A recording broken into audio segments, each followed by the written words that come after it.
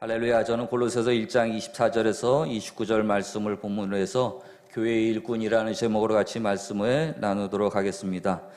바울의 고백이 계속적으로 이어지게 됩니다. 24절부터 이어지게 되는데요. 24절에서는 바울이 그렇게 고백합니다. 나는 이제 너희를 위하여 받는 괴로움을 기뻐하고 그리스도의 남은 고난을 그의 몸된 교회를 위하여 내 육체에 채우노라 하고 이렇게 이야기하게 됩니다. 이것을 정리하게 되면은요, 나 바울은 예수 그리스도를 전파하며 또한 당하는 그런 괴로움을 기뻐한다고 얘기합니다. 왜냐하면 이 고난은 예수 그리스도에게 내가 속해 있다는 그런 증거입니다. 그분을 증언하면서 마땅히 받아야 할 그런 고난이며 결국 몸된 교회를 위한 것이기 때문이라는 것을 이야기하고 있습니다. 이 남은 고난은 무엇일까요? 계속적으로 교회가 복음을 증거하는 그러한 사명이 있고 또한 바울 선생도 그렇게 고난 안에서 있어야 됨을 알고 그 고난이 계속적으로 우리에게 수반되어짐을 이야기하고 있습니다. 그래서 그는 남은 고난이라고 이야기하고 있습니다. 주님이 다시 오실 때까지 그리스도의 복음은 세상 가운데 계속적으로 전파되어야 됨을 바울 선생은 분명히 알고 있었습니다. 교회 또한 그러한 사명을 가지고 살아가야 될 것을 이야기하면서 이 일에는 반드시 고난이 계속적으로 따라갈 것을 이야기하고 있는 것이죠. 25절에도 바울은 계속적인 자신의 사명에 대해서 이야기합니다. 내가 교회의 일꾼이 된 것은 하나님이 너희를 위하여 내게 주신 직분을 따라 하나님의 말씀을 이루려 함이라 하고 이렇게 얘기하는데요. 바울이 그리스도를 증거하며 받은 고난을 기뻐했던 그런 이유는 그가 하나님으로부터 그 일을 하라는 사명을 받았기 때문입니다. 바울은 본래 정통적인 그런 유대인으로서 유대교를 믿는 사람이었습니다.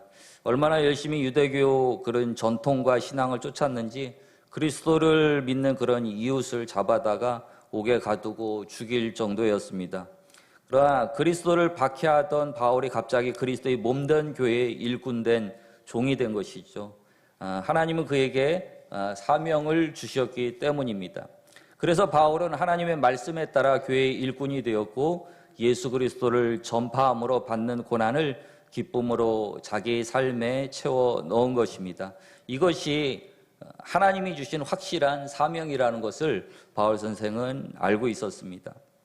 그래서 바울은 또한 사도행전에도 이렇게 고백을 하죠. 내가 달려갈 길과 주 예수께 받은 사명 곧 하나님의 은혜의 복음을 증언하는 일을 마치려 하면은 나의 생명조차 조금도 귀한 것으로 여기지 아니하노라 하고 이렇게 고백할 정도로 바울은 자신의 사명에 대해서 투철했습니다. 그렇지만 우리는 이것은 바울만이 받은 그런 사명이다 하고 이렇게 생각할지 모르겠는데요. 우리도 그리스도 안에서 받은 사명이 있습니다. 예수님은 사도들에게 그렇게도 말씀하셨습니다. 그러므로 너희는 가서 모든 민족을 제자로 삼아 아버지의 아들과 성령의 이름으로 세례를 베풀고 내가 너희에게 분부한 모든 것을 가르쳐 지키게 하라 하는 이러한 사명을 주셨는데요.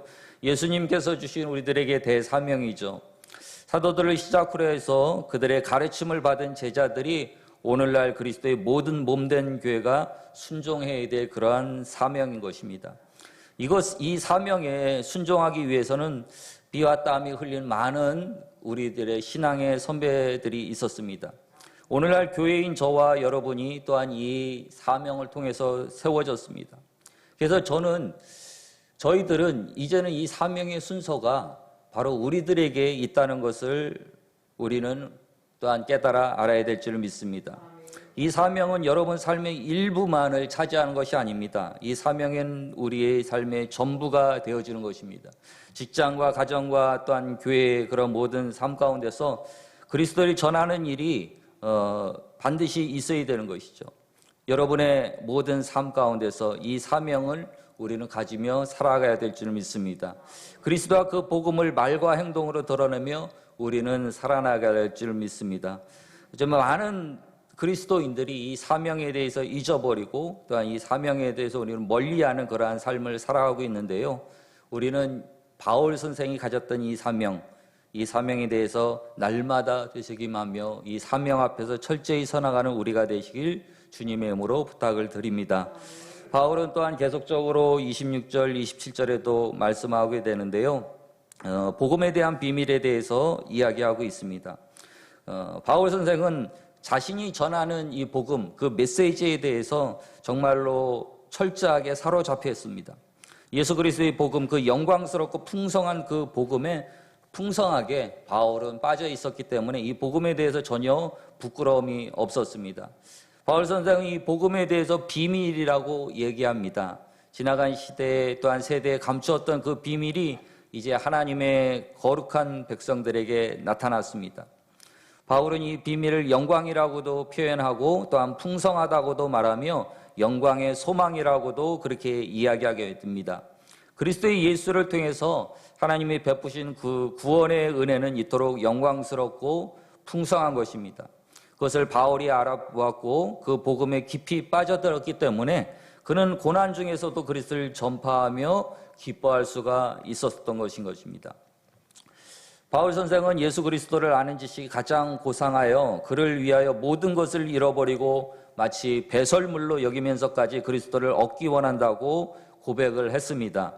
그가 사명을 받아 전달하는 그리스도가 너무나 영광스럽고 풍성한 분이기 때문에 바울은 그분을 전파하며 당하는 고난을 정말로 기쁨으로 자신의 삶에 채워넣었습니다.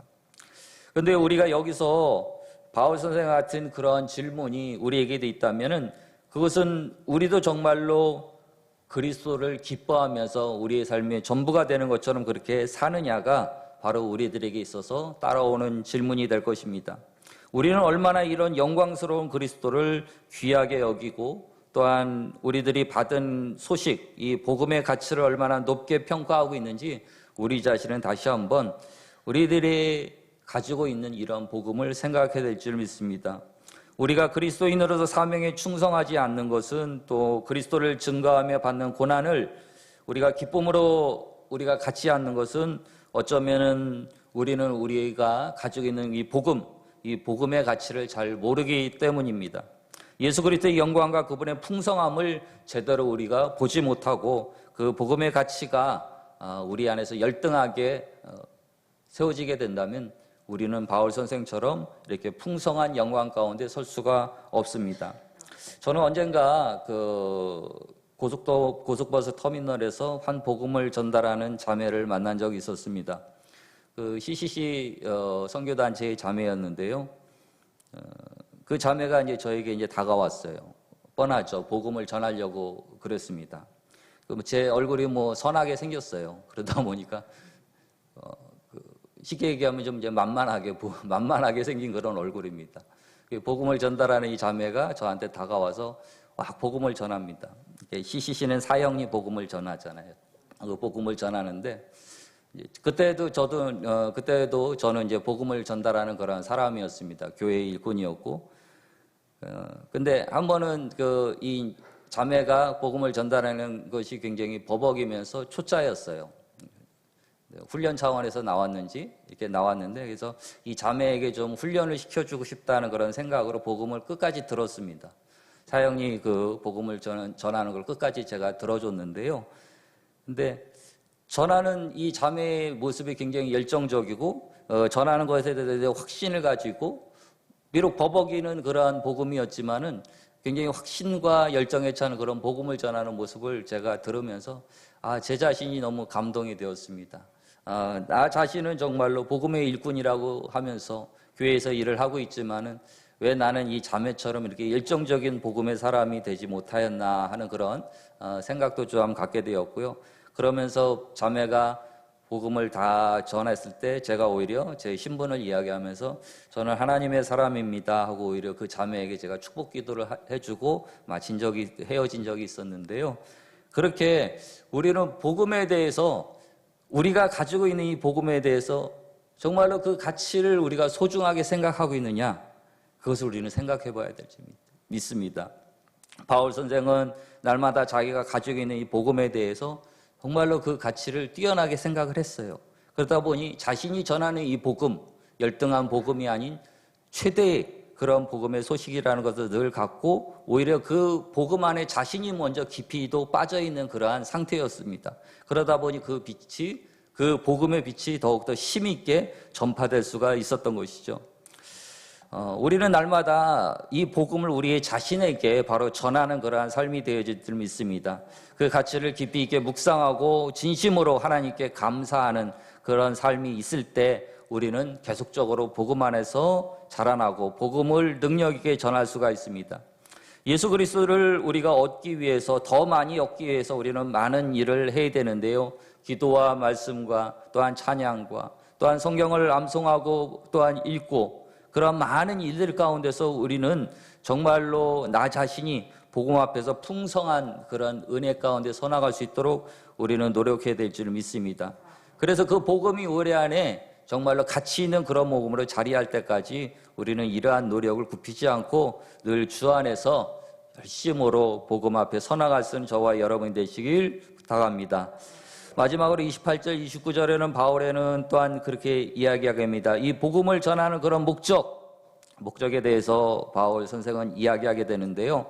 그가 전파하는 그리스도 예수, 그것을 통해서 성도들에게 유익을 끼치려는 그런 목적을 분명히 갖고 있다는 것을 이야기하고 있죠. 28절입니다. 우리가 그를 전파하여 각 사람을 권하고 모든 지혜로 각 사람을 가르침은 각 사람을 그리스도 안에서 완전한 자로 세우려 함이니 29절 이를 위하여 나도 내 속에서 능력으로 역사하시는 이의 역사를 따라 힘을 다하여 수고하노라 하고 이렇게 말씀합니다. 분명한 목적이 있죠. 복음에 대한. 복음의 일꾼들은 지금도 하는 일이 바로 이것입니다. 각 성도들을 잘못된 길에서 돌이키도록 권하고 또 각 성도들을 올바른 길로 인도하여 잘 자라나도록 할 수 있게 하는 것, 바로 이것이 목적이 있습니다. 요즘도 가끔 그러한 그 뉴스를 보게 되는데요. 그 부모가 자신의 자녀를 낳고 나서 그것을 양육하지 않고 방임하는, 그래서 아이들이 죽는 그런 모습들을 가끔 뉴스에서 보게 되는데요. 그렇잖아요. 우리가 자녀를 낳았어요. 근데 그 자녀가 자신의 힘으로, 자신의 의지로 살아갈 수 있을 때까지 그 자녀를 열심으로 우리는 양육을 해줘야 되는데, 그렇지 않고 그냥 방치하게 되면은 자녀가 자라날 수가 없는 것이죠. 죽게 되는 것입니다. 복음에 대해도 마찬가지입니다. 새신자들을 우리가 복음을 전하고 증거했어도 그 성도님들이, 새롭게 교회에 나온 성도님들이 열심으로 자신들의 힘으로 복음 앞에 서기까지 우리는 그들을 섬겨줘야 됩니다. 그렇지 않고 그냥 방치하고 내버려두면 어떻게 돼요? 죽어버리게 되는 것이죠. 스스로 죽어버립니다. 온전한 섬이 있을 때까지, 세워짐이 있을 때까지 우리는 그들을 계속적으로 보살펴주고 섬겨주는 바로 그 목적, 그것을 이야기하고 있는 것이죠. 이 일에는 분명한 목적이 있으니 바로 각 성도가 그리스도 안에서 완전한 자로 세워지는 것입니다. 이 일은 하나님께서 성도들을 위해서 이루신 그리고 또한 계속적으로 이루시기 원하는 그러한 목적이 있습니다. 우리가 읽지는 않았지만 앞절에 우리 22절 한번 볼까요? 22절을 보게 되면 이제는 그의 육체의 죽음으로 말미암아 화목하게 하사 너희를 거룩하고 흠없고 책망할 것이 없는 자로 그 앞에 세우고자 하셨으니 하고 이렇게 얘기합니다. 우리를 세워준다는 것이죠. 우리를 세우겠다는 그런 말씀인 것입니다. 서로를 세워주는 그 모습, 바로 그 목적을 이야기하고 있는 거죠. 하나님께서 그리스도를 통하여 이 일을 각 성도 안에 이루고 계십니다.